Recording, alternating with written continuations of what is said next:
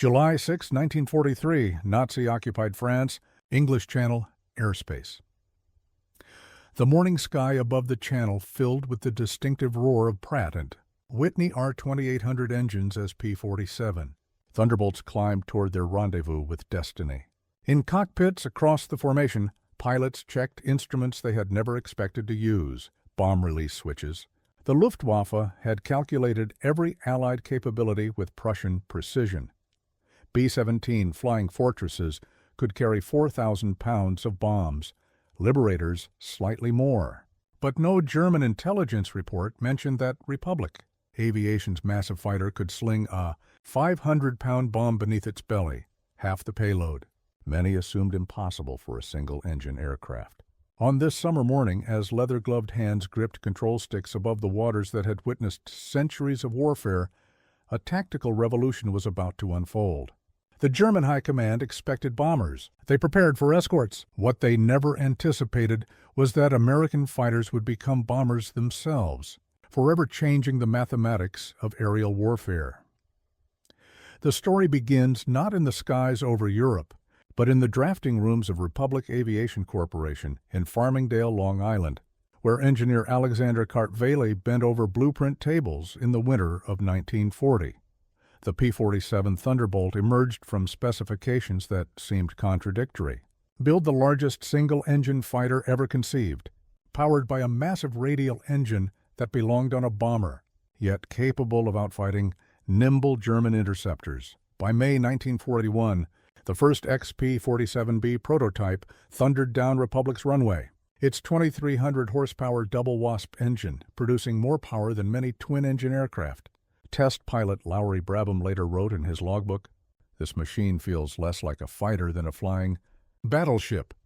The Thunderbolt weighed 13,500 pounds fully loaded, nearly twice the weight of a Messerschmitt Bf 109 Army. Air Force's planners initially viewed the P-47 with skepticism. General Frank Andrews questioned whether such a massive fighter could succeed in European combat. It's built like a freight train, observed Colonel Cass Hofe during early evaluations, but can it fight like a thoroughbred? The answer would reshape aerial warfare doctrine. The aircraft's unusual characteristics stemmed from its primary mission, escorting B-17 flying fortresses on deep penetration raids into German territory. Unlike nimble interceptors designed for quick engagements, the Thunderbolt was engineered for endurance, carrying 305 gallons of internal fuel and mounting 8.50 caliber machine guns, more firepower than entire squadrons of World War I fighters. What Republic's engineers couldn't foresee was how the aircraft's robust construction would enable capabilities far beyond its original design.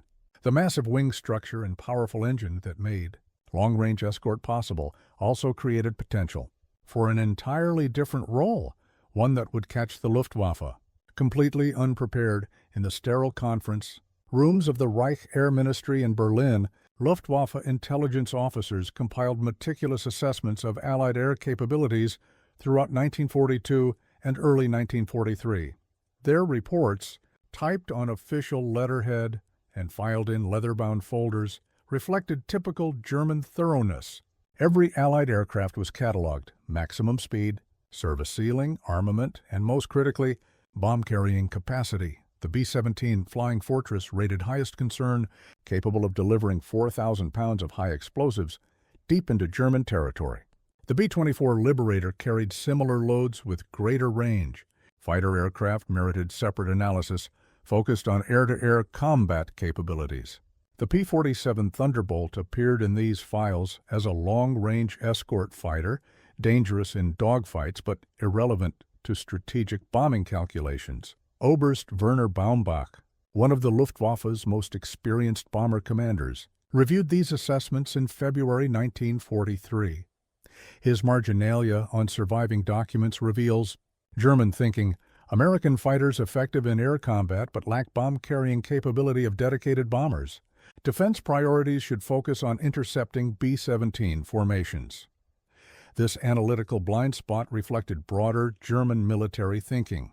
The Luftwaffe had developed specialized aircraft for specific roles: the Bf 109 for air superiority, the FW 190 for ground attack, the Ju-88 for bombing. Multi-role capability seemed to violate efficient engineering principles. Meanwhile, at Wright Field in Ohio, American engineers approached aircraft design with different assumptions.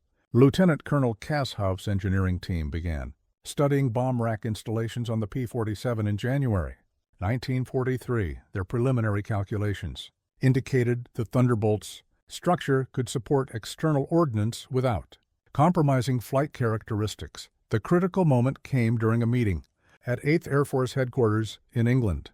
General Ira Eaker, facing mounting bomber losses, asked a simple question that would revolutionize tactical aviation. Can our fighters carry bombs? The answer would soon shock the German High Command. Spring 1943 brought urgent modifications to P-47 Thunderbolts across English airfields. In converted aircraft hangars that still smelled of peacetime motor oil and canvas, ground crews worked around the clock installing equipment that didn't officially exist. Bomb shackles designed for dive bombers were adapted to fit beneath the Thunderbolt's massive belly tank mounting points. Staff. Sergeant Mike Kowalski of the 56th Fighter Group's maintenance section described the process in a letter home. We're hanging bombs on fighters like Christmas ornaments on a tree. Nobody told us it was possible, but here we are, making it work.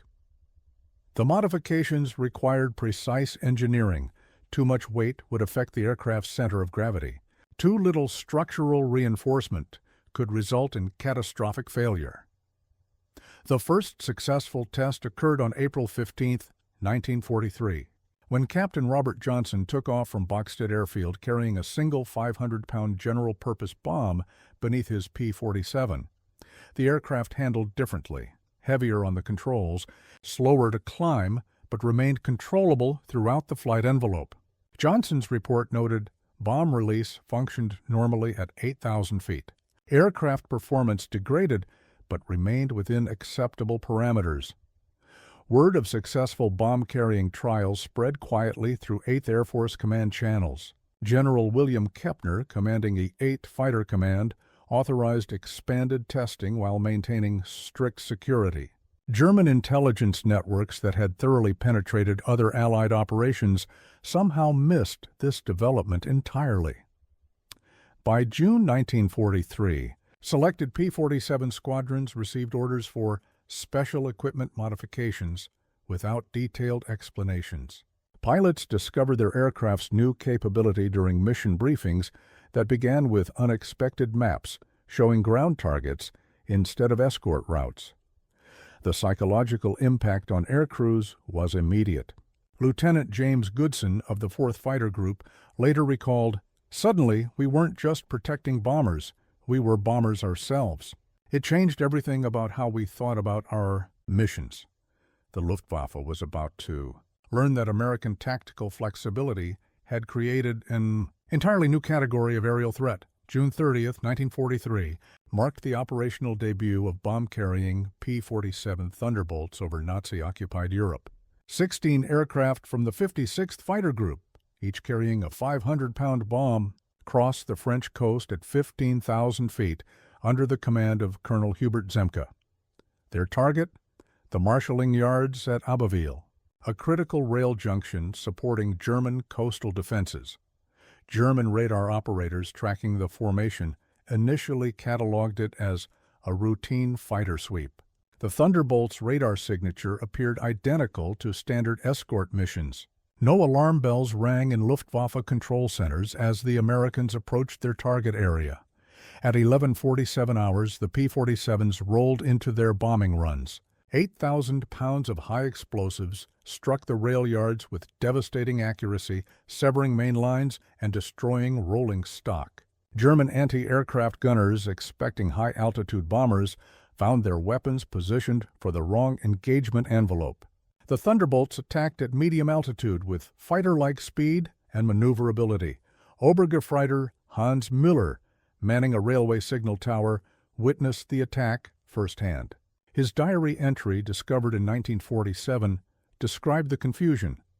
American fighters appeared over the yards, but instead of strafing, they dropped bombs like Stukas. We had no warning this was possible. The mission's success extended beyond immediate damage. 16 P-47s had delivered the explosive equivalent of 4 B-17 bombers while requiring no dedicated escort, a force multiplication that German planners had never calculated.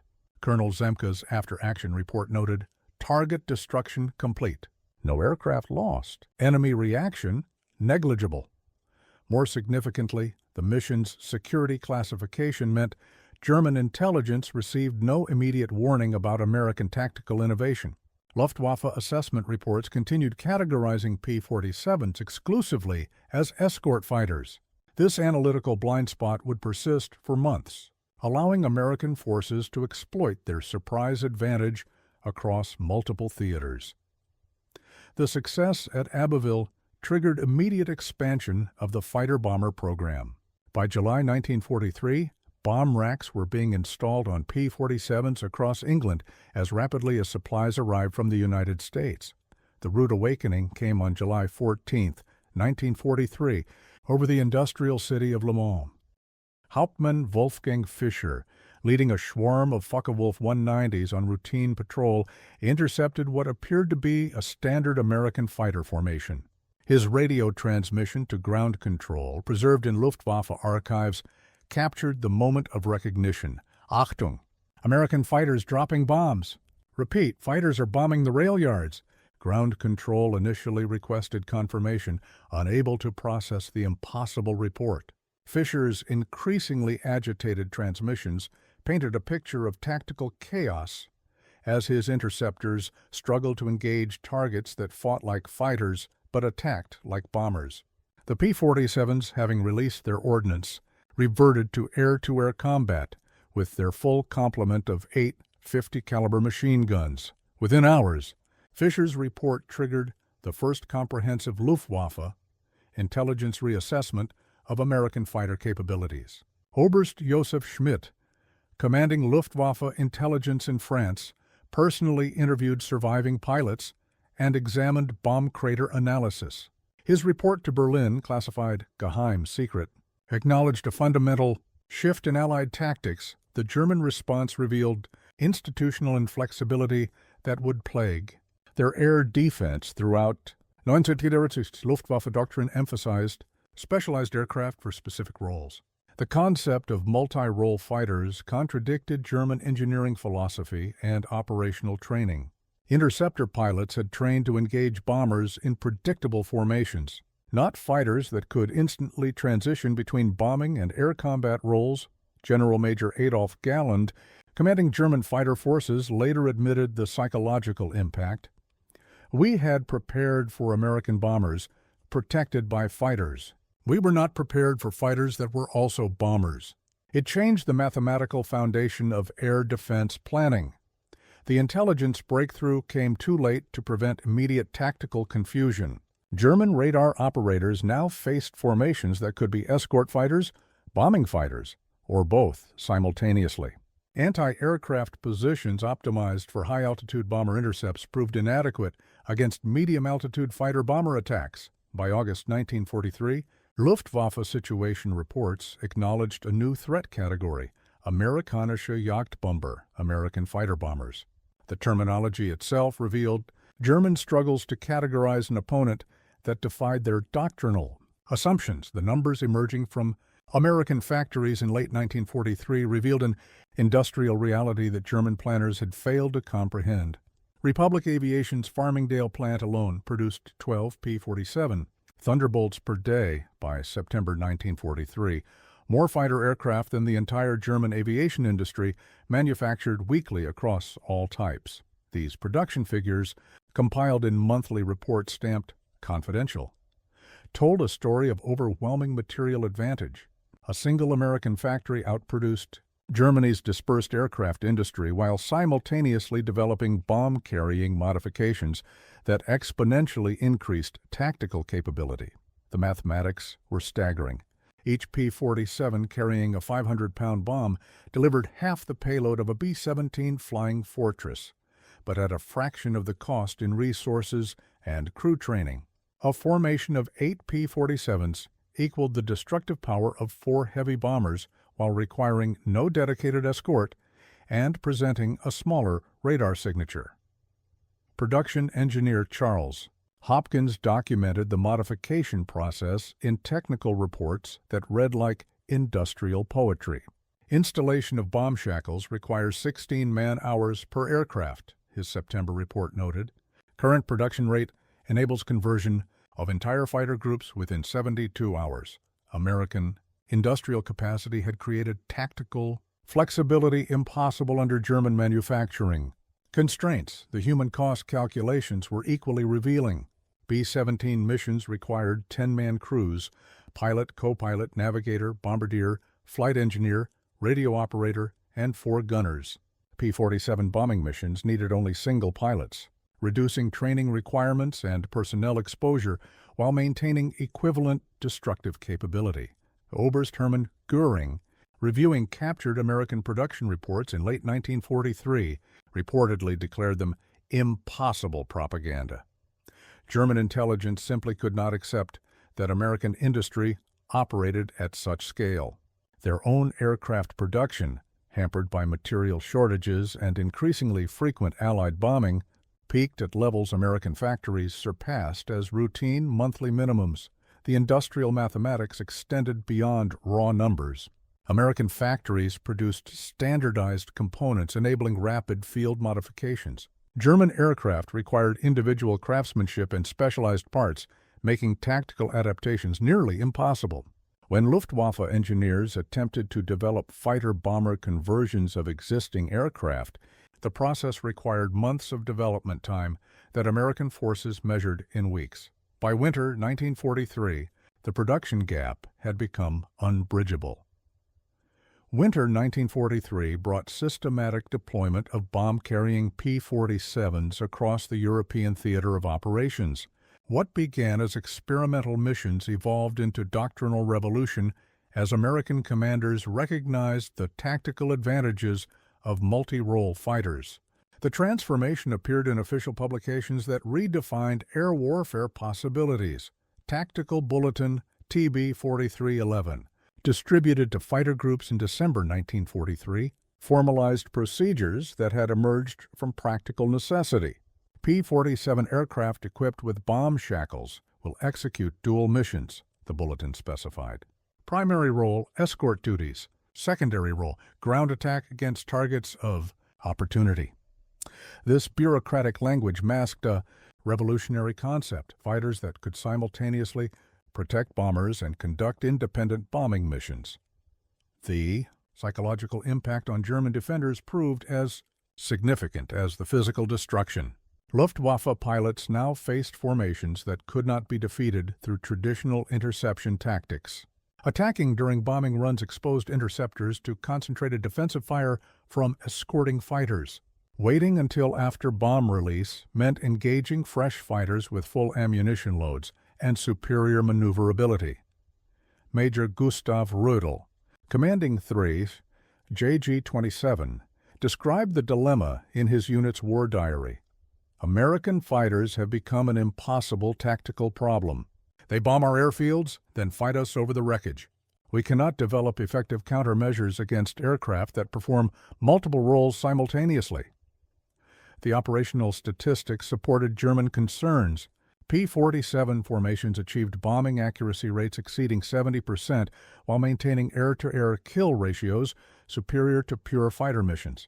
The combination of precision, bombing capability with fighter escort duties created force multiplication effects that German strategists had never calculated. American tactical innovations extended beyond simple bomb-carrying modifications. Fighter groups developed formation flying techniques that maximized both bombing effectiveness and mutual protection. Lead aircraft carried bombs while wingmen provided close escort, then roles reversed on return flights. This tactical flexibility prevented German forces from developing specialized countermeasures. General William Kepner's assessment, written in January 1944, captured the transformation. The P-47 Thunderbolt has evolved beyond its original design specifications. We now possess fighters that outperform dedicated bombers in tactical situations while retaining superior air combat capabilities. The Luftwaffe faced an opponent. that had rewritten the fundamental rules of aerial warfare. By January 1944, the mathematical impossibility of German air defense became undeniable. Luftwaffe strength reports, compiled monthly for the High Command, painted a picture of institutional collapse masked by increasingly desperate rhetoric. Fighter pilot replacement rates had fallen below 40% of combat losses, while American formations appeared over German territory with numerical superiority that defied defensive capability. The crisis manifested in human terms that statistics barely captured. Hauptmann Erich Hartmann, the Luftwaffe's highest-scoring ace, described the situation in his personal diary. "We face formations of 200 American fighters where we can launch perhaps 30 interceptors. When those fighters also carry bombs, the mathematics of survival become impossible." German pilots were flying multiple sorties daily against overwhelming odds with increasingly obsolescent equipment. American intelligence reports from the same period revealed the scope of their advantage. The 8th Air Force alone could deploy over 800 P-47 Thunderbolts simultaneously, with approximately 300 configured for bombing missions. This single Air Force commanded more fighter bombers than the entire Luftwaffe possessed in operational fighters of all types. The production statistics told an even more devastating story.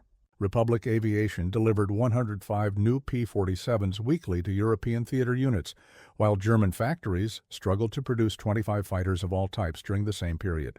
American replacement rates exceeded German total production by ratios that Luftwaffe planners had considered impossible. Oberst Adolf Gallen's situation report to Hermann Göring in February 1944 acknowledged the mathematical reality.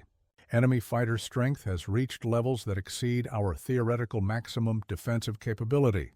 American fighter bombers now appear over German territory in formations larger than our entire Western Front fighter complement. The human cost of this imbalance appeared in Luftwaffe casualty reports. Experienced pilots, irreplaceable assets representing years of training investment, were being lost at rates exceeding 15% monthly. American pilot losses, while significant, remained sustainable due to massive training programs producing replacement air crews faster than combat could eliminate them. German anti-aircraft artillery, the last line of defense against fighter-bomber attacks, faced similar mathematics. P-47 formations approached targets at medium altitudes with fighter-like speed, presenting engagement opportunities measured in seconds, rather than the minutes required for effective anti-aircraft fire.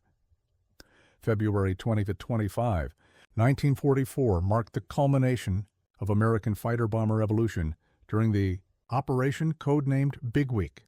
6 days of sustained attacks against German aircraft production facilities demonstrated the strategic impact of tactical innovation as P-47 Thunderbolts struck targets once considered.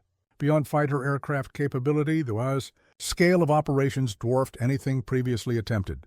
Over 1,000 P-47s participated in coordinated attacks across Germany, each carrying 500-pound bombs while maintaining escort duties for heavy bomber formations. The dual-mission concept had matured into systematic industrial warfare conducted by single-engine fighters. At the Messerschmitt factory in Regensburg, Werkmeister Franz Kellner witnessed the attack that would cripple German fighter production. His account, preserved in the company records, described the precision. American fighters approached at medium altitude like dive bombers, releasing their ordnance with devastating accuracy. Assembly lines that had produced 40 aircraft weekly were reduced to twisted metal in minutes. The psychological impact on German workers equaled the physical destruction. Factory personnel had prepared for high-altitude bombing raids that provided warning time for air raid shelters. Fighter-bomber attacks offered no such luxury. Warning sirens barely sounded before bombs began falling. Industrial production rates plummeted as much from workforce demoralization as from physical damage. German air defenses, already strained beyond capacity, faced impossible tactical choices. Intercepting fighter bombers before ordnance release required engaging heavily escorted formations with full ammunition loads. Attacking after bombing runs meant pursuing fighters with superior speed and maneuverability over familiar territory. The operational results exceeded American expectations. Post-mission reconnaissance revealed production cuts of 65% at targeted facilities, with some plants completely eliminated. More significantly, the attacks demonstrated that strategic bombing could be conducted by tactical aircraft with greater precision and lower loss rates than heavy bomber operations. Reichsmarschall Hermann Göring's response to Big Week revealed German strategic desperation. His order to concentrate all available fighters against American bomber formations ignored the reality that those formations now included hundreds of bomb-carrying fighters indistinguishable. From escorts until ordnance release, the week's operations consumed the last reserves of experienced German fighter pilots. Luftwaffe units that had survived 3 years of combat were decimated in 6 days of desperate defensive efforts against overwhelming American numbers and superior tactics. March 1944 brought statistical confirmation of what battlefield reports had already demonstrated. German aircraft production had collapsed below sustainable levels. The monthly report submitted to the Reich Ministry of Aviation revealed production figures that marked the end of effective resistance to Allied air supremacy. German factories produced 141 fighter aircraft during March 1944, fewer planes than Republic Aviation delivered to European theater units in a single week. The mathematical impossibility of continued resistance became undeniable when production statistics were compared to loss rates exceeding 200 aircraft monthly. The Luftwaffe was consuming its remaining strength faster than replacement capability could sustain. The P-47 Thunderbolt had become the primary instrument of this industrial strangulation. Fighter-bomber attacks against aircraft factories had proven more devastating than heavy bomber raids because fighters could achieve precision, impossible with high-altitude bombing, while simultaneously eliminating defensive fighters that attempted Interception. Oberingenieur Ernst Heinkel, reviewing production reports at his company's headquarters, privately acknowledged the hopelessness. American fighter bombers have made aircraft production impossible. We cannot build planes faster than they can destroy our factories, and we cannot defend our factories because we have no planes to spare for defense. The human cost of this industrial collapse appeared in Luftwaffe pilot training reports. Flying schools that had once graduated 200 pilots monthly now struggled to produce 30, and those graduates received abbreviated training on obsolescent aircraft with chronic fuel shortages. Meanwhile, American training facilities produced fully qualified fighter pilots faster than combat could eliminate them. At 8th Air Force Headquarters, intelligence officers compiled statistics that read like mathematical proof of industrial warfare principles. American fighter strength in Europe had reached 2,400 aircraft, with over 800 P-47s equipped for bombing missions. This single theater command possessed more fighter bombers than Germany could field in total, fighters across all fronts. The strategic implications transcended mere numbers. P-47 Thunderbolts had evolved from experimental fighter bombers into systematic instruments of industrial destruction. Their capability to strike precise targets while maintaining air superiority had created a tactical revolution that German forces could neither counter nor copy. General Karl Spatz's assessment to the combined Chiefs of Staff captured the transformation. Fighter bomber operations have achieved strategic effects previously requiring heavy bomber formations. The P-47 Thunderbolt has become our most effective weapon against German war production. The mathematics of aerial warfare had been permanently altered. April 1944 witnessed the complete disintegration of organized German air defense as P-47 Thunderbolts ranged freely across the Reich, bombing industrial targets while sweeping remaining Luftwaffe fighters from the skies. The daily strength reports that had once tracked hundreds of operational aircraft now recorded figures that confirmed the end of effective resistance. On April 15, 1944, the entire Luftwaffe possessed 347 operational single-engine fighters across all theaters, fewer aircraft than a single American fighter group could deploy. Meanwhile, the 8th Air Force alone fielded over 1,000 P-47 Thunderbolts, with 400 configured for bombing missions that struck German industry with systematic precision. The Iowa disparity had become so pronounced that German radar operators often mistook American formations for their own aircraft due to sheer numbers. Obergefreiter Klaus Weber, manning a radar station near Munich, later described the confusion. Our screen showed so many aircraft that we assumed they must be German formations returning from training. We had forgotten that we no longer possessed aircraft in such quantities. Individual German pilots, when they could obtain fuel and functioning aircraft, faced odds that made survival a mathematical impossibility. Lieutenant Werner Schroer, one of the Luftwaffe's last experienced pilots, described a typical engagement. I attacked a formation of 8 American fighters, only to discover they were carrying bombs. After they released their ordnance, all 8 turned to engage me.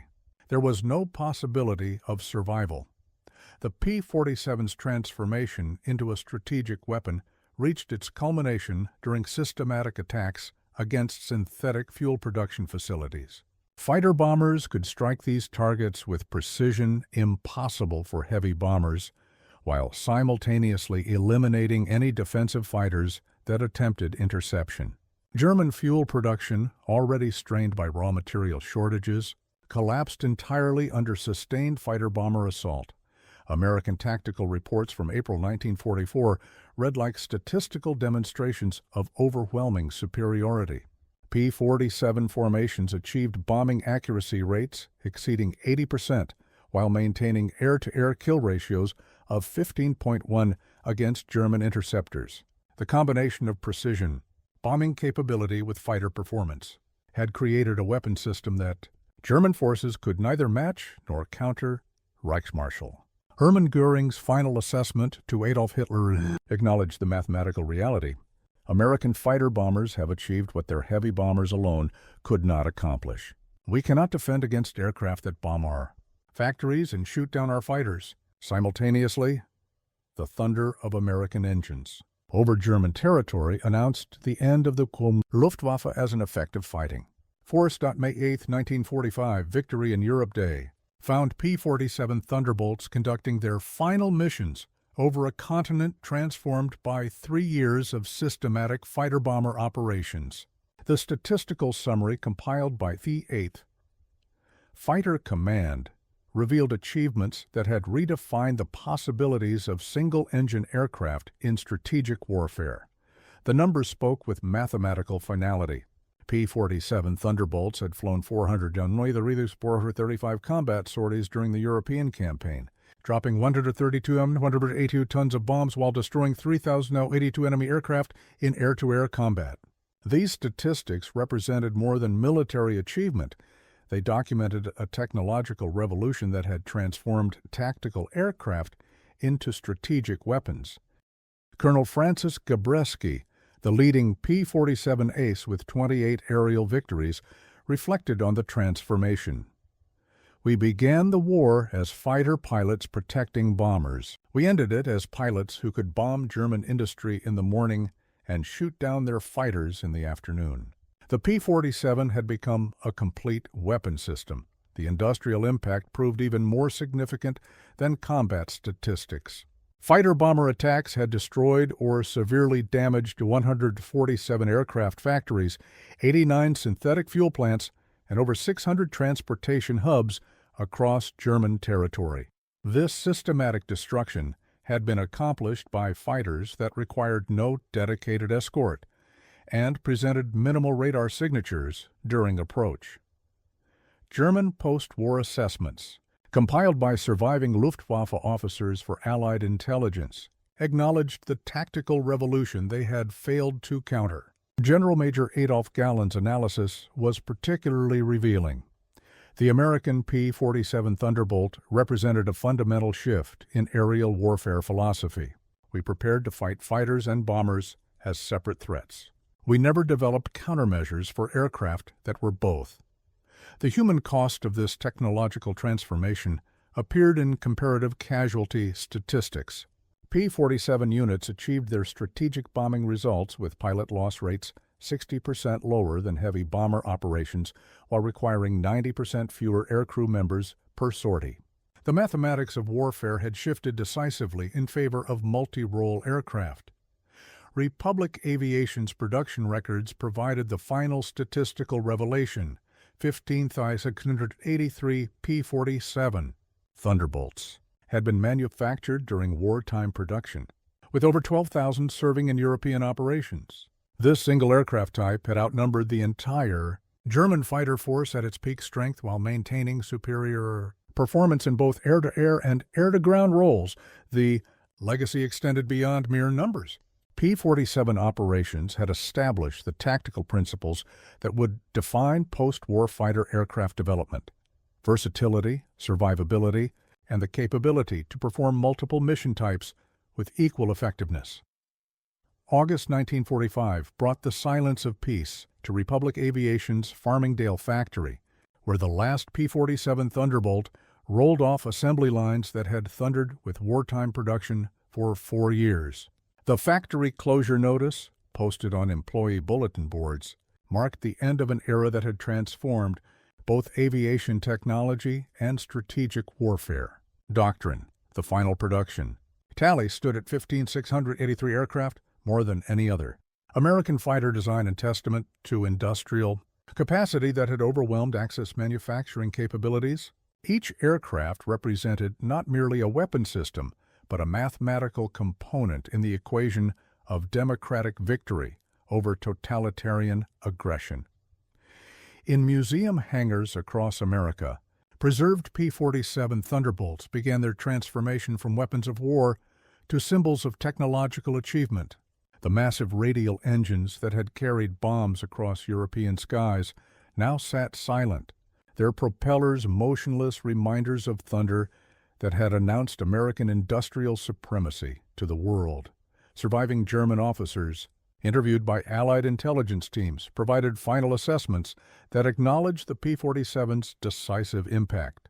Oberst Johannes Steinhoff, one of the Luftwaffe's most experienced commanders, offered perhaps the most revealing analysis. The American Thunderbolt succeeded because it violated our assumptions about aircraft design. We believed in specialized machines for specific roles. They created a universal weapon that performed all roles excellently. The tactical lessons learned from P-47 operations would influence military aviation development for decades. The concept of multi-role fighters, proven in combat over Europe, became the foundation for post-war aircraft design philosophy. Every modern fighter aircraft traces its conceptual lineage to the Thunderbolt's demonstration that versatility could equal or exceed specialized capability. Veterans of P-47 squadrons, returning to civilian occupations across America, carried memories of aircraft that had exceeded every design specification while serving as instruments of democratic victory. Their experiences validated industrial democracy's capacity to produce not merely superior numbers, but superior capabilities that totalitarian systems could neither match nor counter. The P-47 Thunderbolt's legacy resided not in museums or memorials, but in the mathematical proof it had provided that democratic societies, when threatened, could marshal industrial and technological resources beyond authoritarian comprehension. The thunder of Republic Aviation's engines had announced more than military victory. It had demonstrated the innovative power of free peoples united in common cause. In the quiet of peace, that thunder continued to echo through history, a reminder that freedom's voice, when raised in anger, speaks with the roar of engines and the precision of American engineering made manifest in the service of liberty. What is your perspective on this part of history? Share your thoughts in the comments, because every memory and reflection helps keep the past alive.